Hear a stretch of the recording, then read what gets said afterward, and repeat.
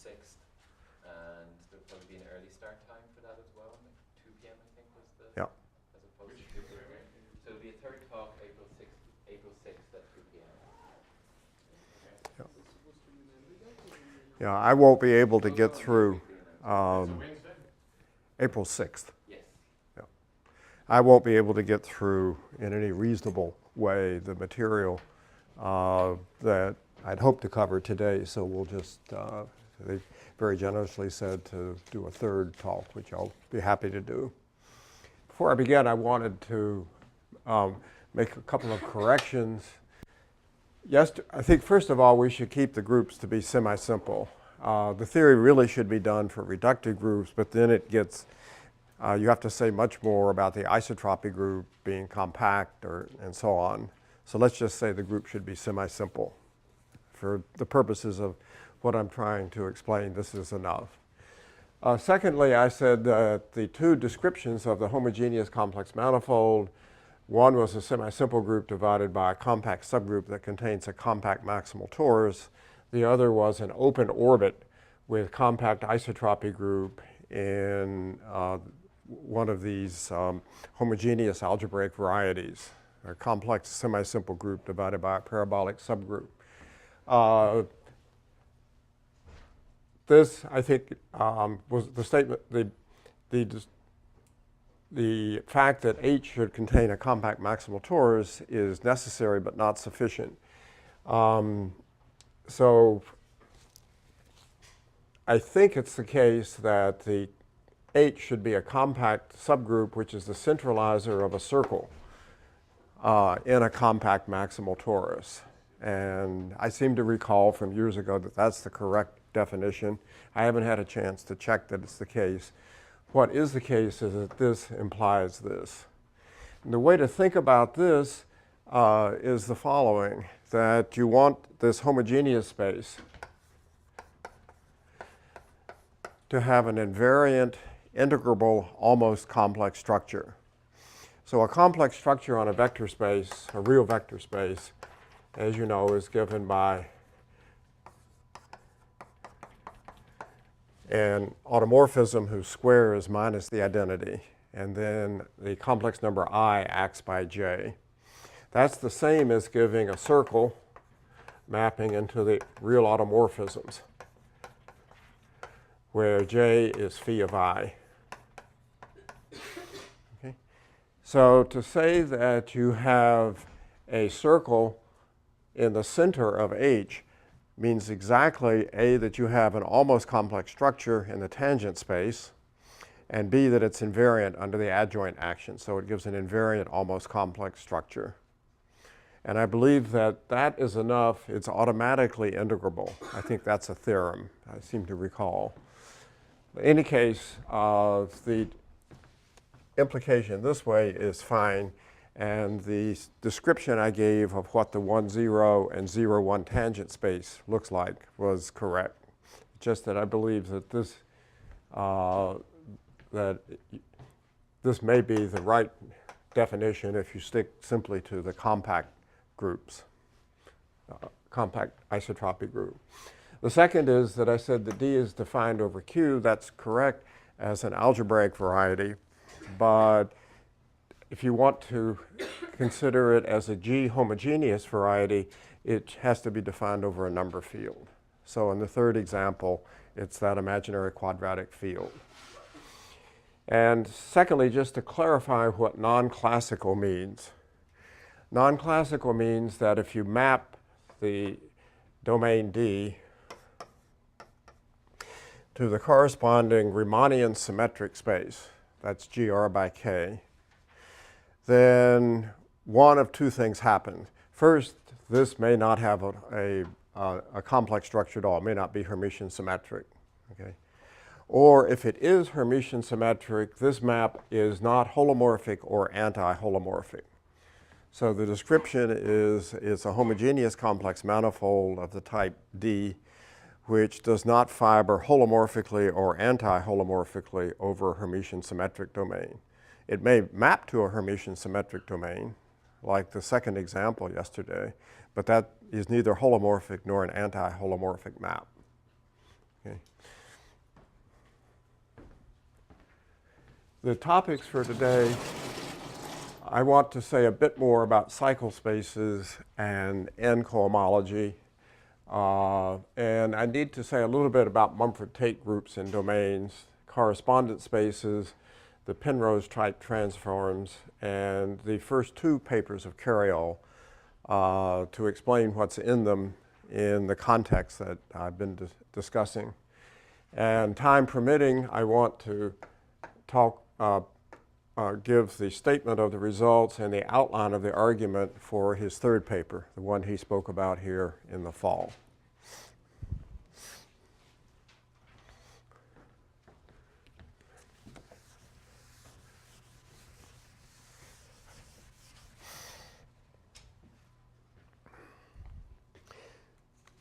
So the cycle spaces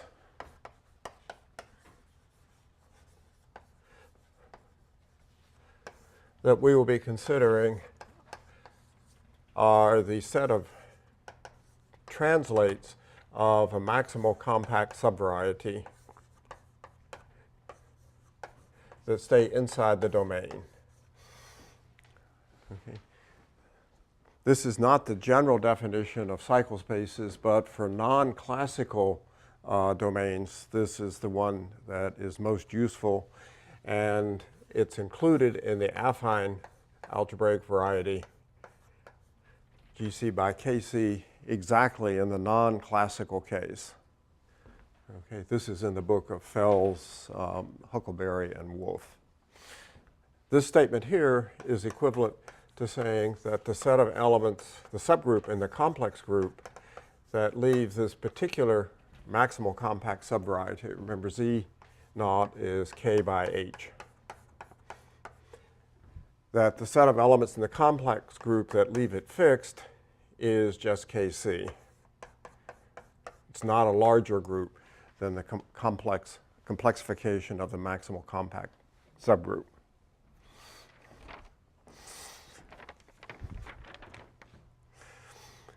The uses of the cycle space, one is the K-type, and the second was an alternate realization of a discrete series.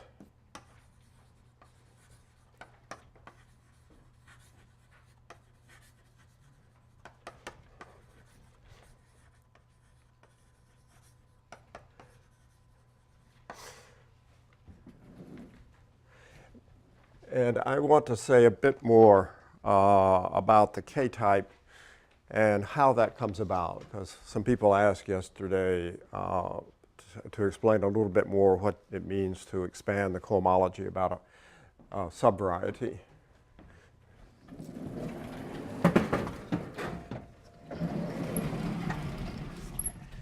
So the basic fact that enables this, which again goes back to Schmidts' thesis, is that there's a very special kind of exhaustion function. In fact, it's minus the log, and I'll explain what these are.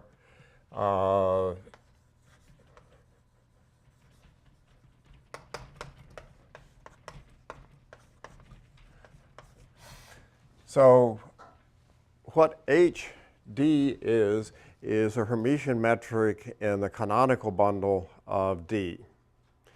And what HD hat is a Hermitian metric, invariant Hermitian metric in the canonical bundle of the compact dual. So think of the Riemann sphere in the upper half plane. You have invariant metrics in the canonical bundle in each case, and the ratio of them is a well-defined function. Okay? So it's a positive function, and minus the log of it is an exhaustion function. The exhaustion function means that the level sets are relatively compact, so it's what the word suggests, that the inverse image of 0 to R is a relatively compact set. So you take the places where it has values below R and let R go to infinity, it exhausts the domain. And the most important part is that the Levy form, which is I d d bar of C, has everywhere at least D, which is the dimension over the complex of K over H, positive eigenvalues.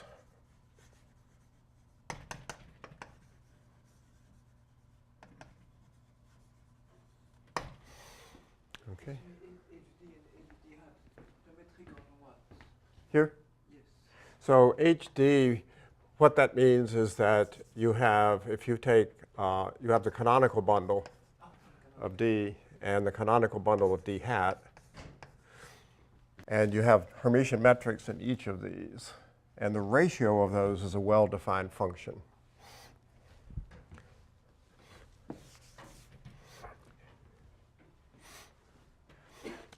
So it's then one of the classic theorems in complex analysis that this implies that for any coherent sheaf, not just line bundle or vector bundles, that the cohomology vanishes for D, for Q bigger than D.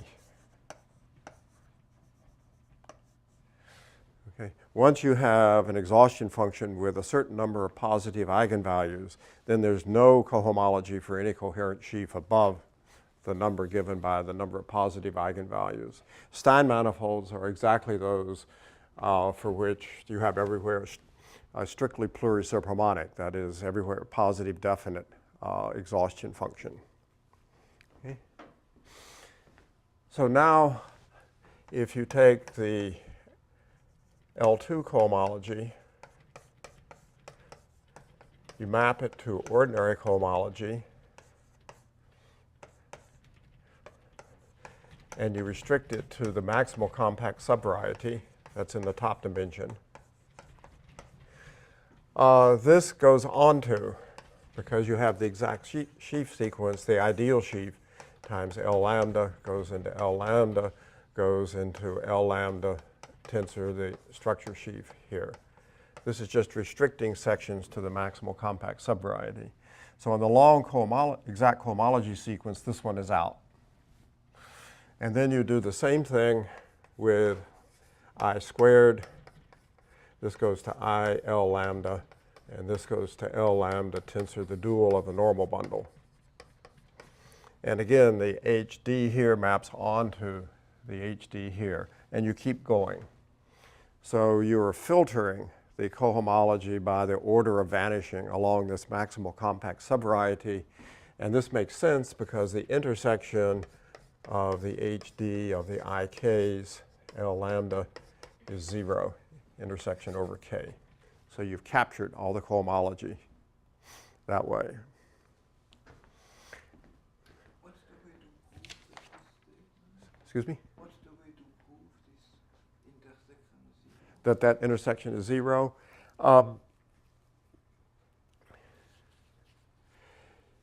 I don't remember the argument. It's again in Schmidts' thesis that you've captured it.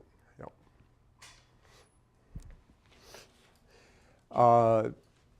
The cohomology below this degree on D, tends to be finite dimensional for the blind bundles we're interested in, and that comes into the argument somehow.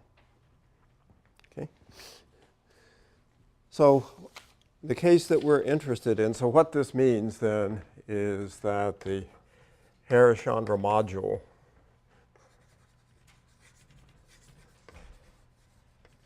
associated, let's just write it to the cohomology,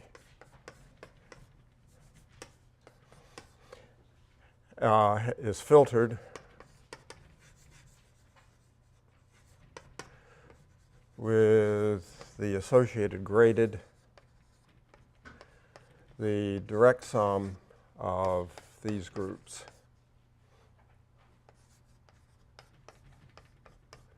Tensor the symmetric powers of the dual normal bundle.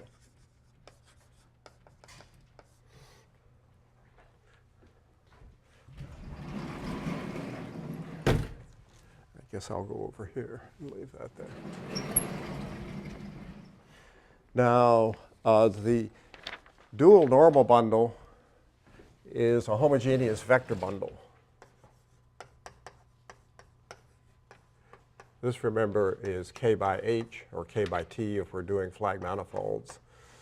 It's also, this is a compact complex manifold, okay? And so it's also Kc by a parabolic subgroup. This is a homogeneous vector bundle.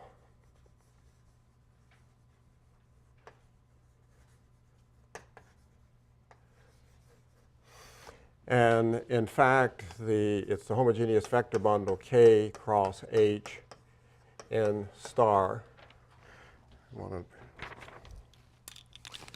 I'm sorry, cross H n C, n sub nc, where n sub nc non-compact means the direct sum of the non-compact over the non-compact positive roots of the dual. Okay. So this is a K module, and if you form the corresponding homogeneous vector bundle, you get the dual of the normal bundle of this maximal compact subvariety. This sits in N, which is just the direct sum over, so these should be the positive non-compact roots, and this is over the positive compact roots. Take away those in H. Or if you're doing a flag, it's just the direct sum over all the positive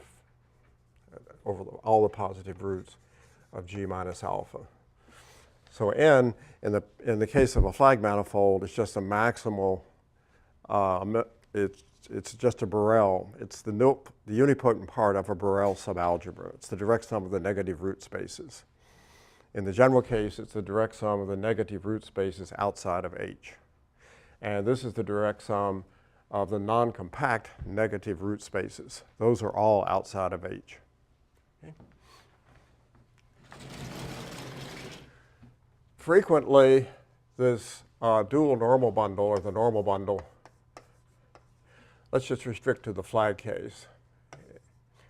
So in the flag case, H is a torus, and so any representation of the torus splits as a direct sum. So the normal bundle looks like a direct sum of line bundles. Okay. But that's misleading because it may be a direct sum of line bundles holomorphically, but not as a homogeneous vector bundle. And if you want to use the Borel-Weber theorem, you have to have it as a homogeneous vector bundle. So two examples in the SO4 1 by U2 case, the normal bundle is a direct sum. Remember that Z naught here, yesterday we saw it's a P1, it's a projective line. This is O of 1, direct sum O of 1 as a holomorphic bundle. Holomorphic but not homogeneous.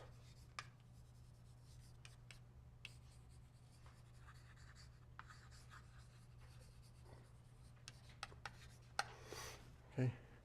The other example is the case of Carayol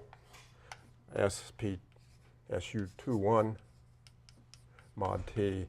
And then the normal bundle is again a direct sum, but as a homogeneous vector bundle. And this, to me, is one of the things that makes the calculations that he did go through. So in his case, this is okay as a homogeneous vector bundle. It's a special property.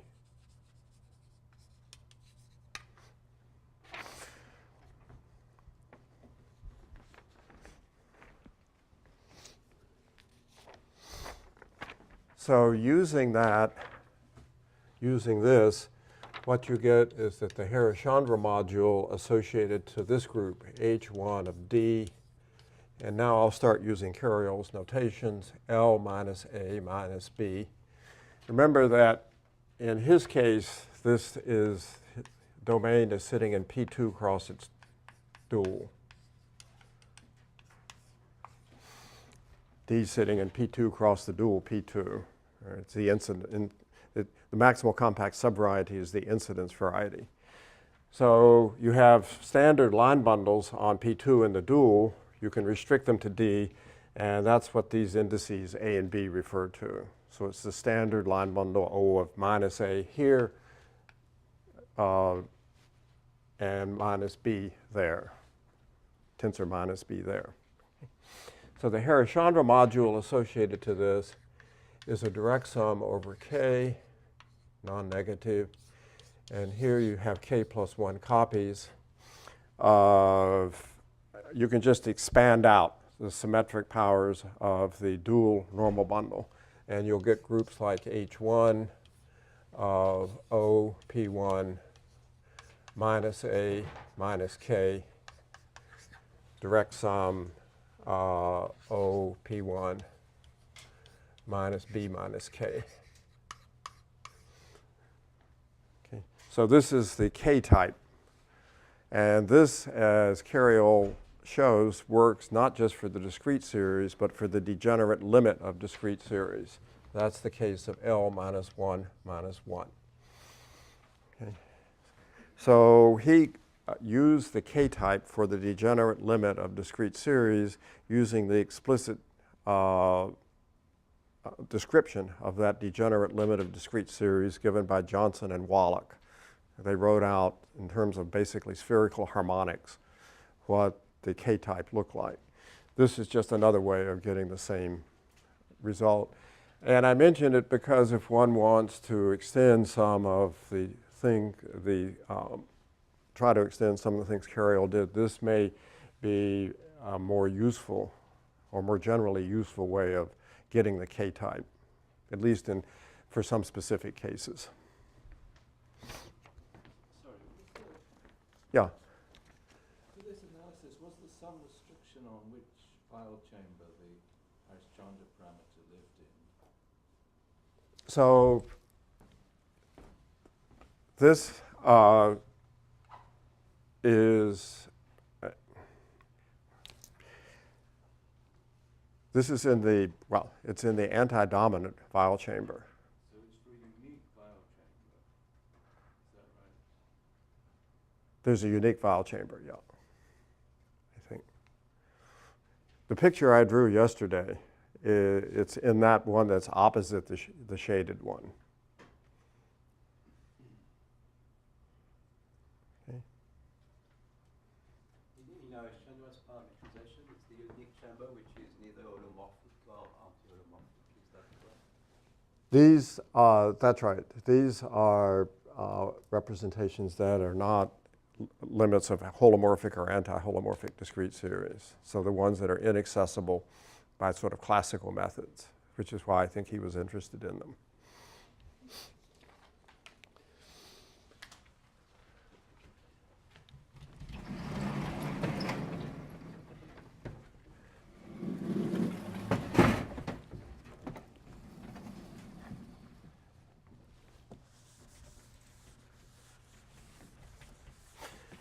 Next, I want to say a few words about N cohomology.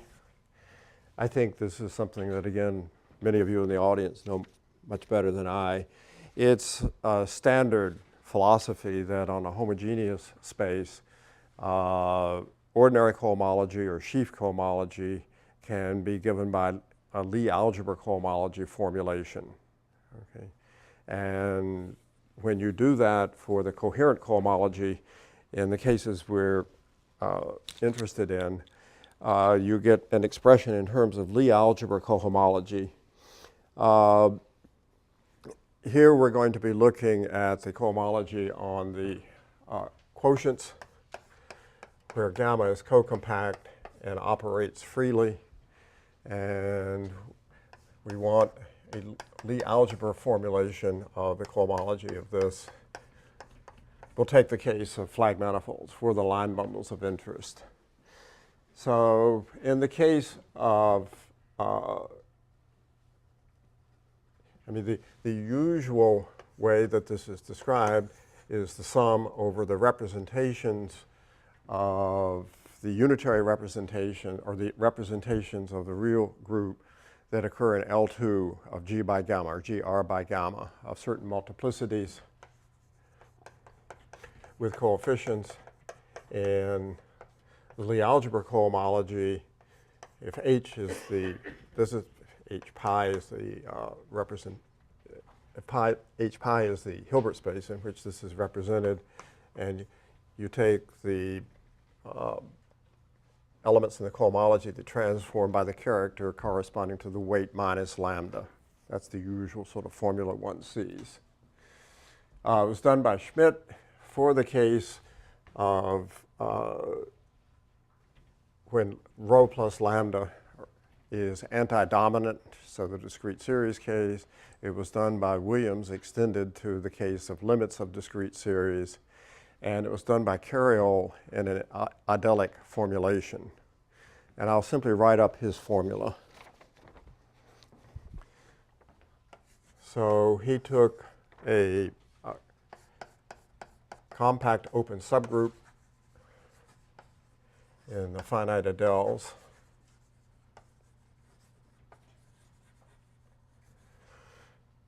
And XU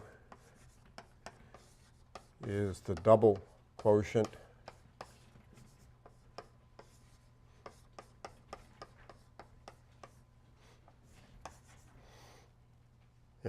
which is a finite union of quotients of d by gammas. And here, again, we're looking at the case in his first two papers where gamma is co-compact. And then the formula that he gives is that the homology for the natural extension of the line bundle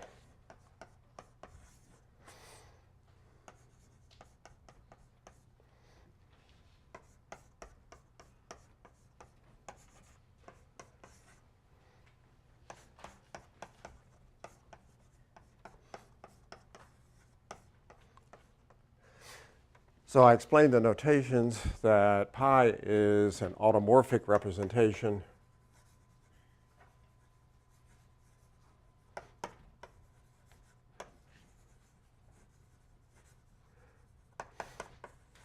of G adel. This is the finite part, and this is, as usual, the infinite part.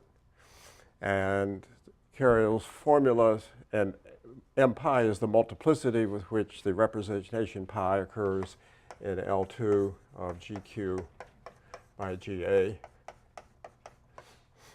So that's what these integers are. And his formula works not just for the discrete series, but also for the limits of discrete series. And that was the case he was interested in. So the left-hand side is automorphic cohomology in an adelic setting, and the right-hand side expresses that in terms of N cohomology. Okay. And using this description of the K type, in this case, things are very simple because the dimension of N is 3, the dimension of K is 1. And there's a standard spectral sequence that has E1 term Rs, which is the cohomology of K, the Hochschild-Sayre spectral sequence, with coefficients in any H. Sorry. Here we have the R-fold power of, exterior power of the dual of N. And this abuts to the N cohomology of H. So it's the standard Cartan-Sayre spectral sequence. And this thing is one-dimensional. So the Lie algebra cohomology is something that I should have here an H, that you can basically just do visually once you know the K type. And his conclusion was that for the automorphic representation whose infinite part is a degenerate limit of discrete series, so that's a particular lambda, it's the lambda that corresponds to L minus 1 minus 1, the dimension of the H1 of N for this H is 1. Okay, so you have one interesting, very distinguished automorphic cohomology class. And that was the one whose arithmetic properties he investigated, which I'll say more about in here. Okay. So that's how the N cohomology enters into the story.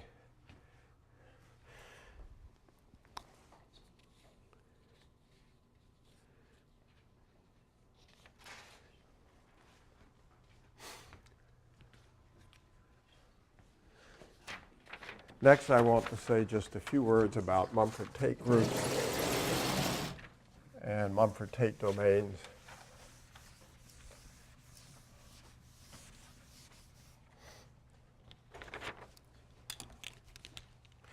So if you're given a polarized Hodge structure, vector space, bilinear form, and mapping phi, as we described yesterday,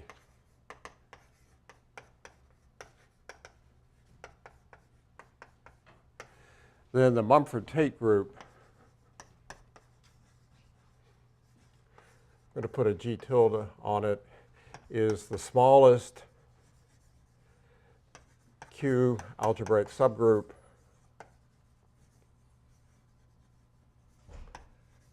of the automorphisms of V, such that the real points contain. Okay. So it encodes the Q structure, it's a Q algebraic group, and the Hodge structure. Right? It contains the circle, basically. And I'm going to be using mainly the subgroup of elements of the Mumford-Tate group that preserve the polarizing form. The elements here scale the polarizing form. They may not preserve it. We'll be primarily interested in the subgroup that preserves the polarizing form.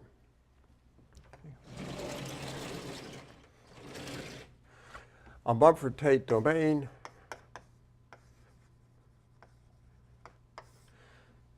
is simply the orbit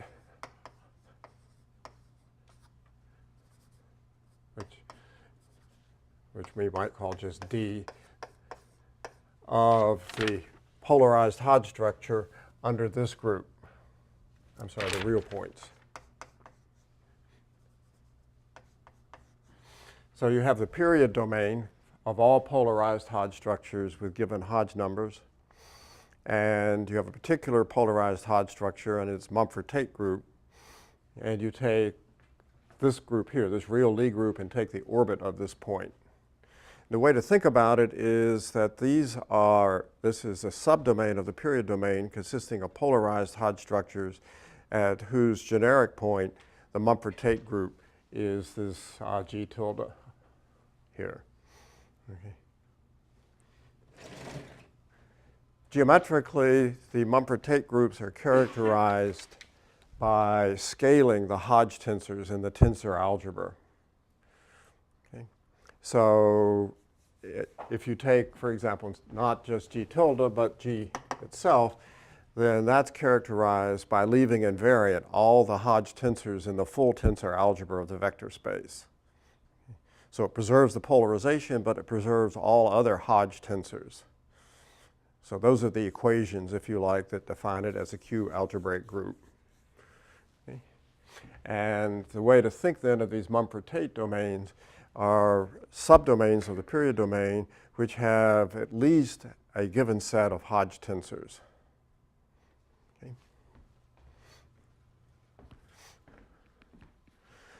In the Mumford-Tate domains, there are special points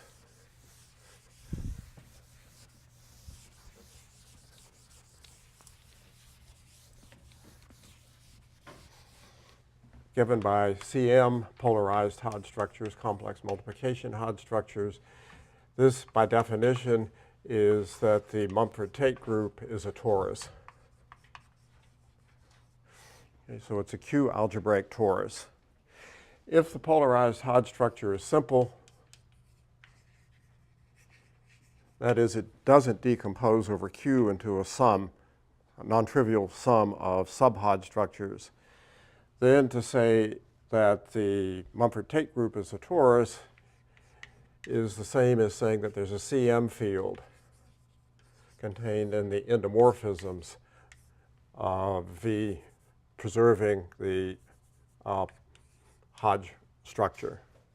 So L is a CM field, and the Mumper-Tate group is just the multiplicative group of the field. That's for simple polarized Hodge structures. Okay. So another characterization of polarized Hodge structures is that this is contained in the isotropy group.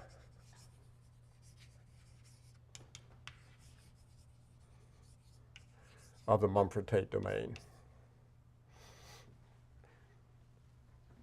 So in particular then, the CM polarized Hodge structures always exist, and they're just points. Okay.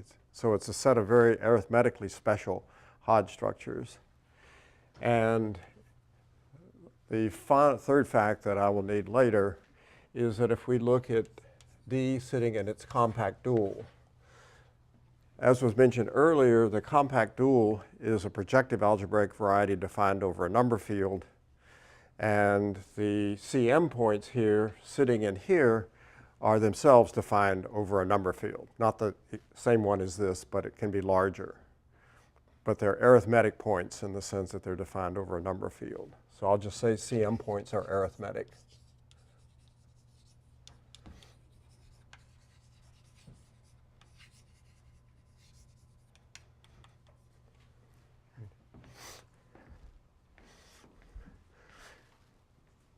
Now, the reason that I've brought up the Mumper-Tate groups is the correspondence spaces that I'll discuss now, where one sees an arithmetic reason as well as sort of algebra or complex analytic reasons for introducing them. Okay. So, correspondence spaces.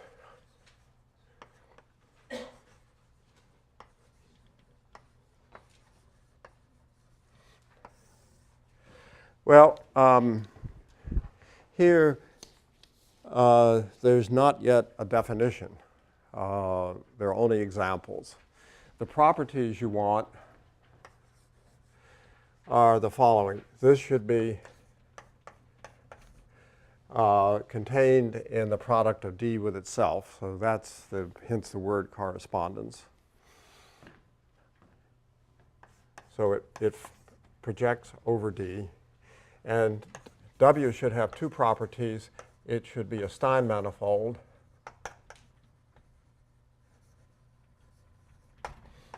And the fibers, this should be a submersion, and the fibers are contractible Stein manifolds. You mentioned this yesterday, that U was a Stein manifold. Can you just tell us again why it's so important that it's a Stein manifold? You said earlier that something that these eigenvalues are positive throughout. I mean, what does it allow you in terms of complex geometry? Yeah, that property. Yeah. Well, these are not Stein manifolds. I'm just asking a separate question. Why we want that so bad? Because of the theorem that I'll state in a minute. And it's the theorem that allows you to move intermediate dimensional cohomology into global holomorphic objects.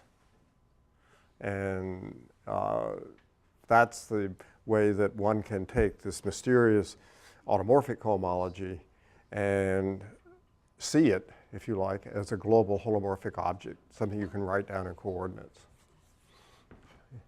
So the fibers are contractible Stein manifolds.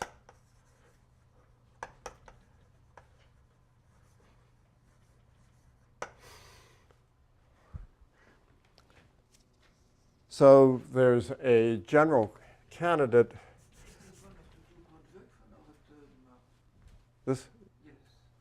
this mapping pi should be a holomorphic submersion, and the fibers should be contractible Stein manifolds But is it one of the two projects, or is it for both projections. from both projects? Yeah.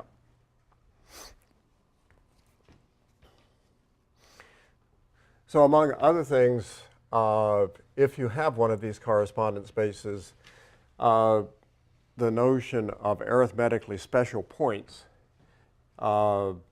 is well defined because you have the arithmetically special points here.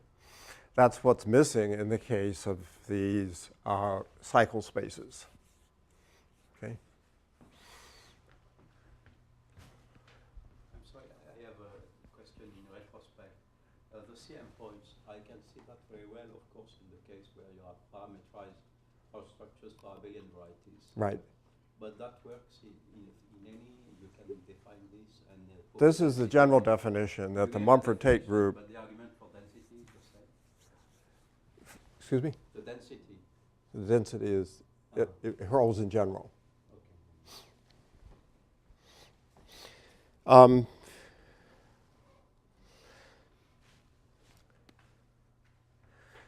There are two examples of these. The SO4, 1 by U2, and there the W is the set of pairs of polarized Hodge structures. I'm sorry, it's SO4 divided by the maximal torus. So the points here, you think of them as Hodge flags, as I described yesterday. And this should be the set of pairs of Hodge flags that are in general position. So for a flag to be in general position just means that it's the obvious linear algebra notion that you have two filtrations, and starting from opposite ends, the intersection should be empty. Could you recall what the odd numbers are? Excuse me? Could you recall what is the odd number in this case? Here, here I'm thinking of this as not as a Mumper Tate domain at this point, but just as this homogeneous complex manifold mapping over SO4 by U of 2, where this is geometrically the Hodge flags and not just Hodge filtrations. Okay. So W is a pair of sets of pairs of Hodge flags in general position.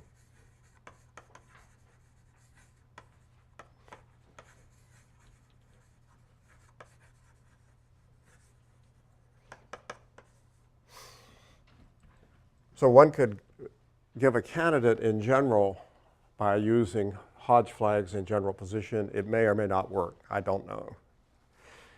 The interesting example, the one we'll be concerned with, is the one which goes back to the work of Eastwood, Gedinkin, and Wong. And it has a very pretty picture. So this is the SU2, 1 over T example.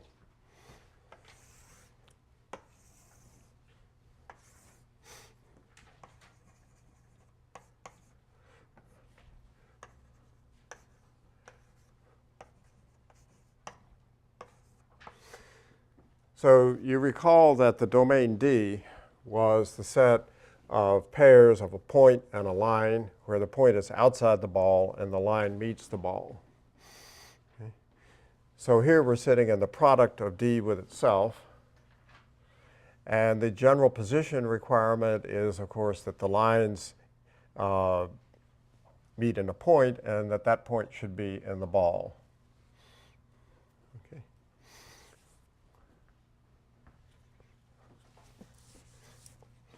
So this is the definition of W.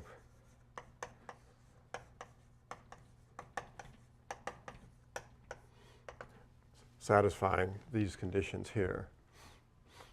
And it projects in two ways onto D here. This picture projects to this or this.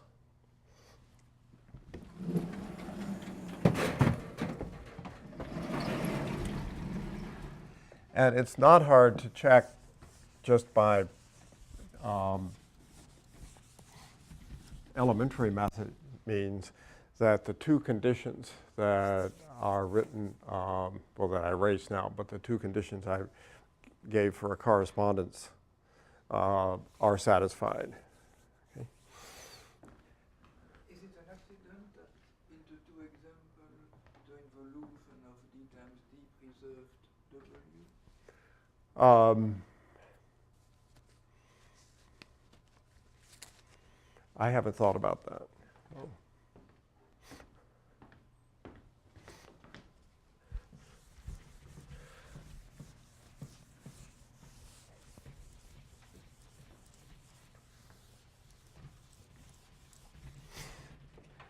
But this particular W has another special property,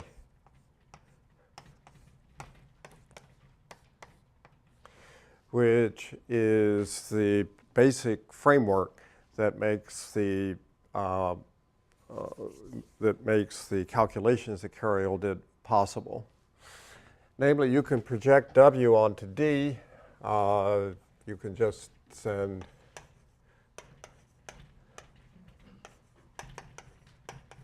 say onto the first coordinate. Or if you recall, D prime was this picture. It's pairs of points and a line where the point is in the ball and it's on the line. So here you can map to P and L, for example. And then this maps over the ball just down to P. Okay. So what, as I'll explain now, once you have a correspondence space, the higher cohomology here can be realized as a global holomorphic object here. And that can then be related to cohomology here, and then down to cohomology here. So the eventually the automorphic cohomology, after you quotient by gamma here, will be written in terms of classical automorphic forms, Picard automorphic forms from over here. And it's the existence of this correspondence space that allows you to move cohomology into sections, if you like. Okay. So the basic result that's used is the theorem of Eastwood, Godinkin, and Wong, which is a very general Penrose-type transformation in complex analysis.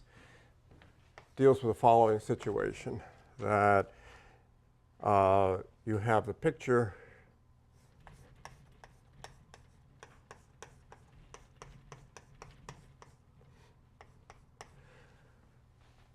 of, this is a complex manifold.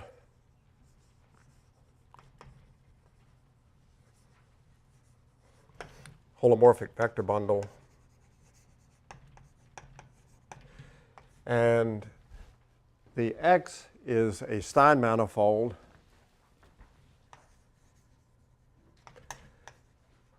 And the fibers are contractible Stein manifolds.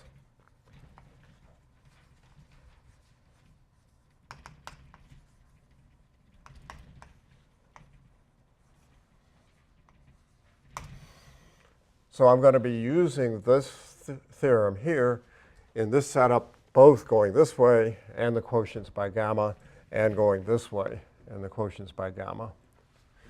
What it says is that the cohomology of X for the vector bundle, or the coherent sheaf associated to the vector bundle, is isomorphic to the de Rham cohomology of the global relative differentials of the pullback bundle. I'll just call that E pi. So you pull the bundle E up to X. Okay. Then the relative differential of upstairs, all right, makes sense because that's the differential along the fibers. So the transition functions of the pullback bundle up here are constant on the fiber. And recall that a relative, I'm sorry, I should put here the relative differential. Okay. So, y instead of x to the left? excuse me? Is it y or x to the left side? Ah, y. Sorry. The cohomology downstairs with values in E becomes upstairs this entirely holomorphic object. Okay? The relative differential is just the differential that kills the pullback of functions from y. So we think of it as the differential along the fibers. Okay? So this will allow one to take cohomology and move it into a global holomorphic setting. But it's still cohomology, it's de Rham cohomology. And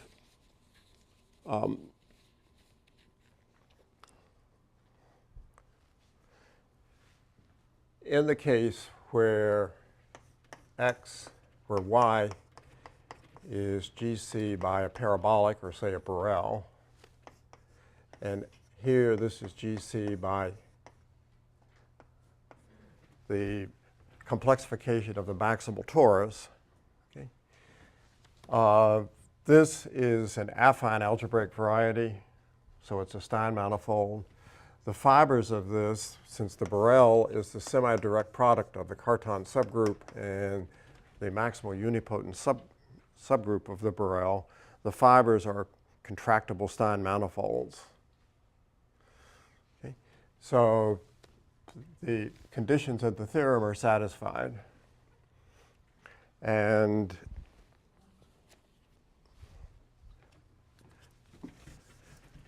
in this case, the right-hand side becomes the cohomology, the N cohomology.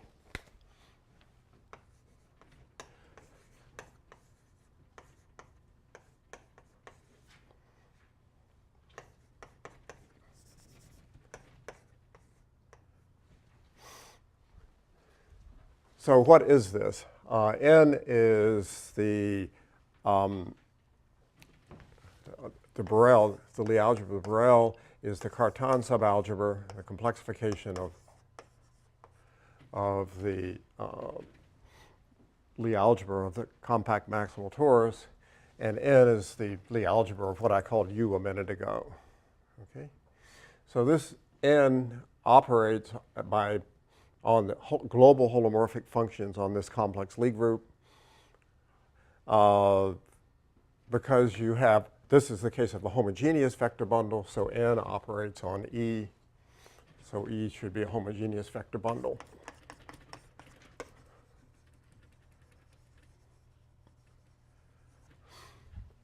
And these are just the invariants under the Cartan subgroup.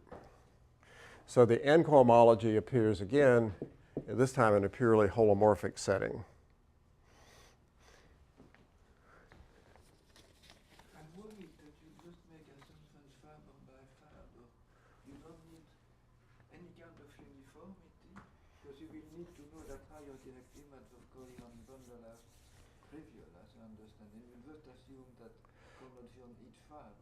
And the fibers look like, the tangent space of the fibers look like N. Yes, but so you don't need that locally it is y times the Stein manifold or something like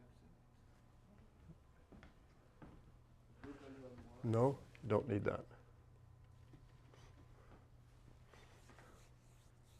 In Diggins, you can confirm the conditions. Hmm? Maybe in Diggins you can confirm. Yes. Isn't this correct? So, how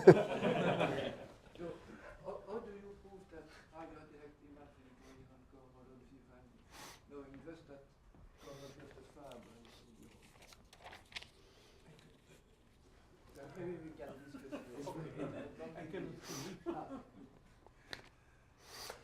And the final step in this part of the story, you still, again, have some sort of cohomology here is that in special cases,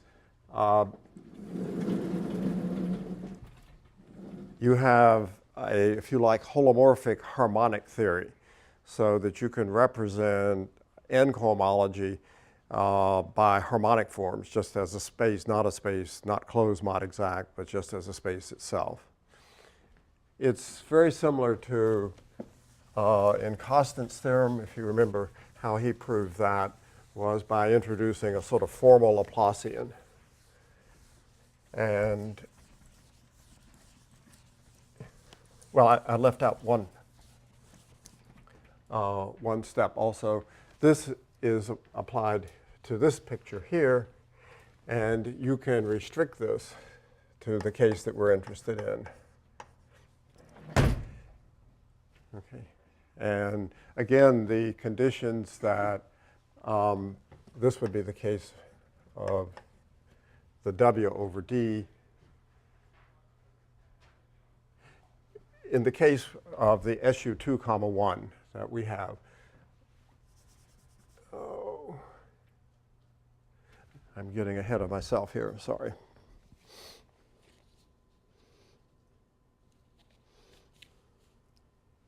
Let me first just comment on the harmonic theory. The relative differential has the following sort of formula. So the x alphas are the root vectors, and the omega alphas are the duals.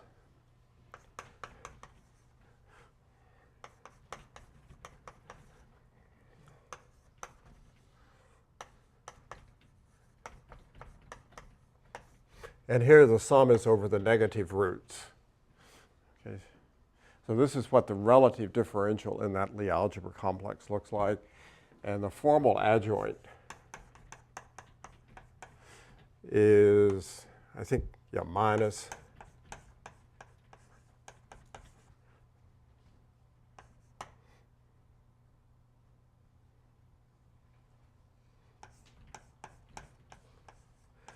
here we're wedging with the differential form. Here we have to contract with a vector field.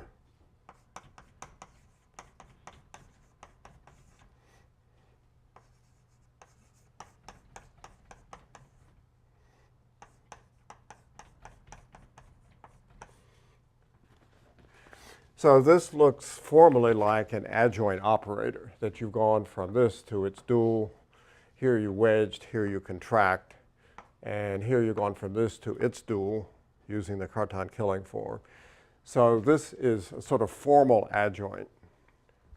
And Dinkin and his colleagues give conditions that tell you that the n cohomology above is isomorphic to the harmonic space.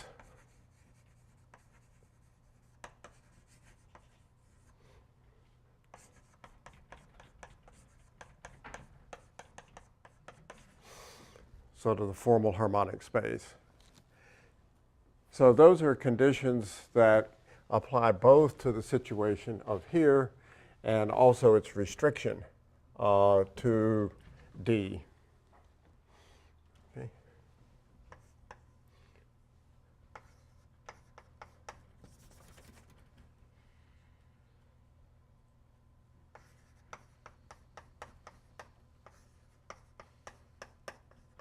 Restricted to D.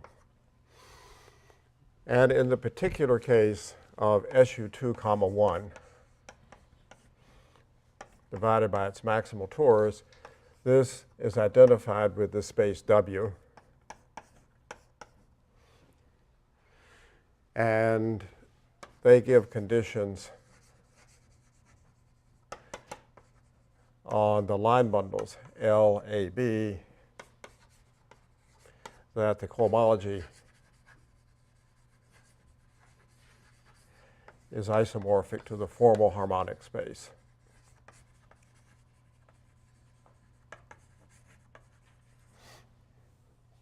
I think your interest was in representation theory primarily. And I think the next step was the next step in this story is to explicitly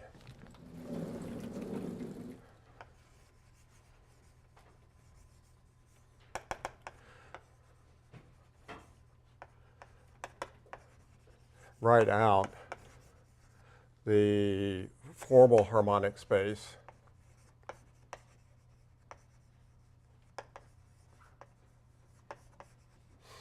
for H1 of D and L of minus A minus B in certain ranges. And I'm going to close today by just giving you the bottom line results and one formula that gives the flavor of what comes out.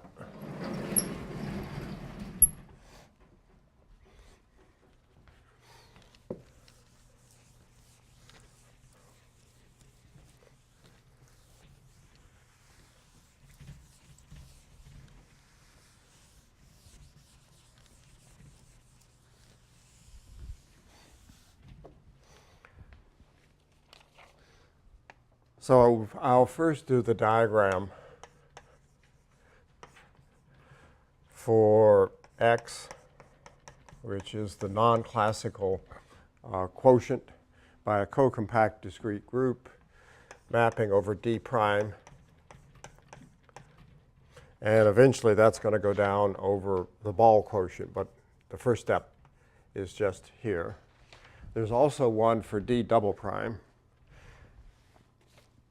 And what Carayol proves is that by this transform, the Eastwood-Gedinken-Wong transform, you have an isomorphism between H1, I'll do it H0 of X prime, L lambda prime, and the H1 of X, L lambda, where L lambda prime is L A prime B prime, L lambda is L A B, and the relation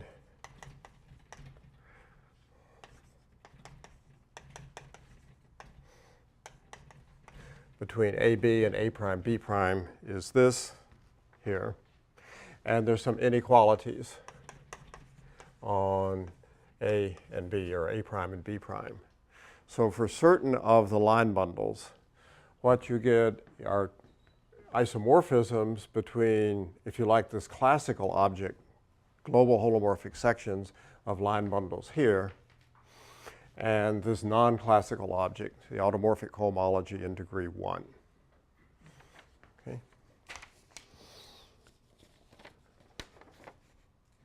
So I'll just give the formula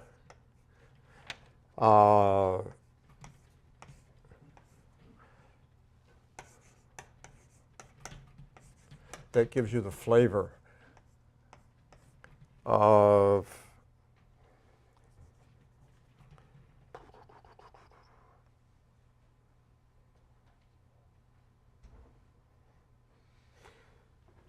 here I'm going to, because I've used primes in two different ways. One was here, and then one was in the D prime picture. I'm going to use this notation with a tilde, and the capital P stays the same there. PN and PT did not have to do copies of D in which W is set.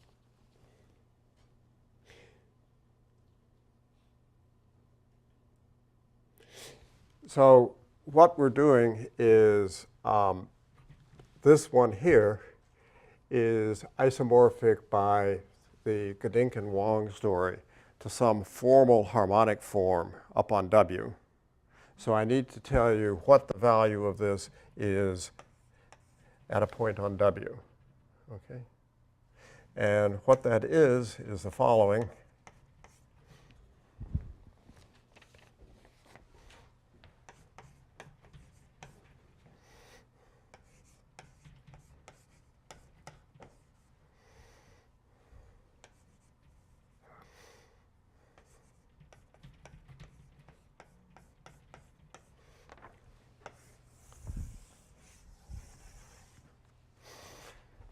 So what does this notation mean? I'm thinking of sections of these line bundles as given by functions on the vector space across its dual. Or if you like, so I'm thinking of them as by lifting from the projective space to the vector space. I'm thinking of sections of bundles as functions that are homogeneous with certain homogeneities on the vector space. Okay?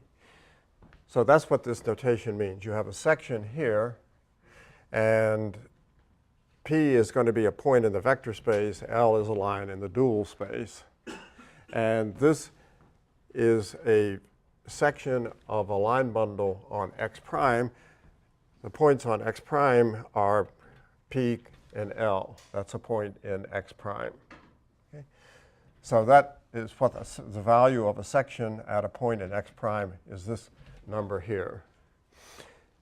This is just a scale factor, and X is the affine coordinate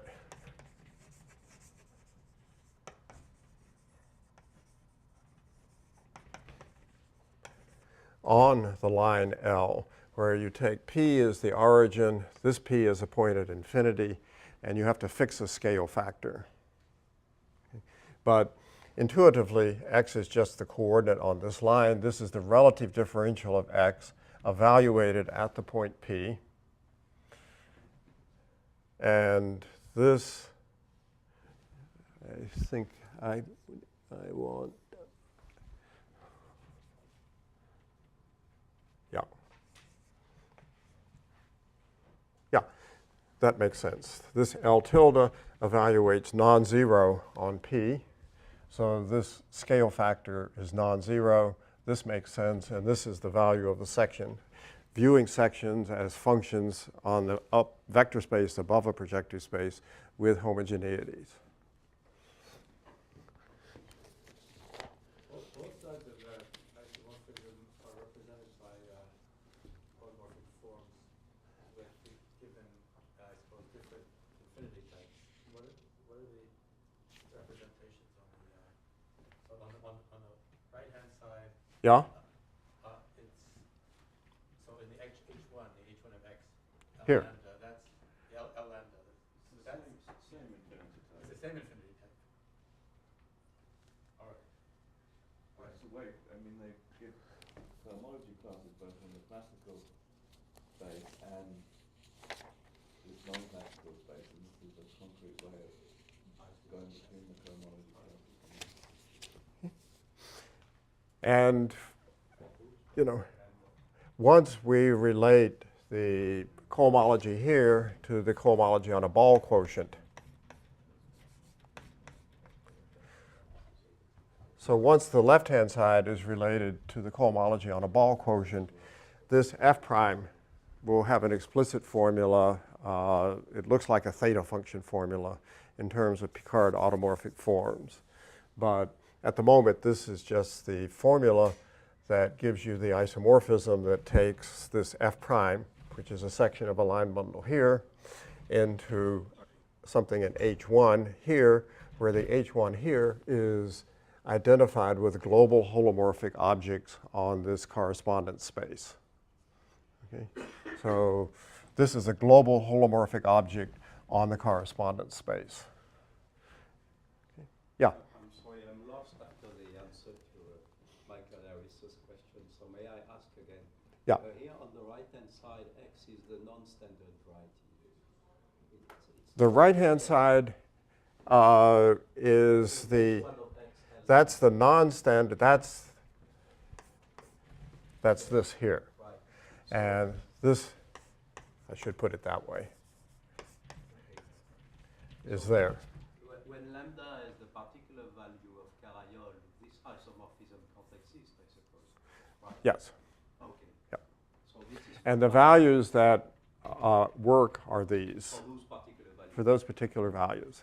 That's right. And the proof is by explicit computation of determining this Eastwood-Gedinken-Wong harmonic form and writing it out. And that's from here to here. And from here to here, it's a similar, it's basically just lifting the cohomology. But in the end, what you've done is taken this non-classical object, re-expressed it upstairs on the correspondence space, and given a formula for it in terms of something classical. So that's the sort of upshot of it. Okay. So this picture of moving non-standard automorphic cohomology to something that's more classical only works, or works in this case, because this correspondence space not only projects onto D in two ways, but it also projects onto a Hermitian symmetric domain. Okay. Now, if one could define a correspondence space, say for the second example that I gave, the SP4, that projects onto Hermitian symmetric domain. Okay. If the you could envision a correspondence space that projects onto the Hermitian symmetric domain one way and onto the non-classical one the other way. And so it's possible that the Carayol type methods might work in some more general but still special circumstances. So next time I got basically through here and the beginning of this. So I'll start here next time. This last paper is the one which is really the most Hodge theoretic in nature, because there will be a lot of explicit formulas. The idea is something quite new to me, was to take the automorphic cohomology and expand it around a boundary component of a partial compactification of this space. So there are very interesting partial compactifications of this. And in particular, there's one very particular boundary component, which is a CM elliptic curve sitting in the boundary here. And one can expand the automorphic cohomology about this boundary component in much the same way that we were talking about expanding around a maximal compact subvariety, and describe conditions that an automorphic cohomology class be arithmetic in terms of the coefficients in the expansion. And this really is Hodge theoretic in nature because the boundary component, if you think of this D as a set of polarized Hodge structures of weight 3 with a picture like I drew yesterday of this type, then you have to look at what the possible degenerations of those Hodge structures are. There are 3 of them. 2 of them are dual to each other. That's when the monodromy square is 0, but the monodromy is non-zero. Those are the interesting boundary components, it turns out. And then there's one boundary component where n squared is non-zero. That's the log of monodromy. Even though you're in weight 3, n cubed is 0 because you can't go 3 steps there. So in the period domain, you can have monodromies where n cubed is non-zero, but not in this Mumper Tate domain. There you can only have n squared non-zero and n squared 0, but n non-zero. So the discussion will be really concrete analysis restricting to this one particular case of issue 2,1, viewed as a Mumper Tate domain for polarized Hodge structures of the type I mentioned, and how they can degenerate. So what I have to explain is what are called limiting mixed Hodge structures. Those are the things you stick on the boundary. What the set of limiting mixed Hodge structures is in this particular situation, and how you glue them in as boundary components. Okay. And it's all elementary, quite explicit stuff. And in the end, you get very beautiful formulas for what automorphic cohomology is when expanded around one of these CM elliptic curves as a boundary component. Okay, thank you.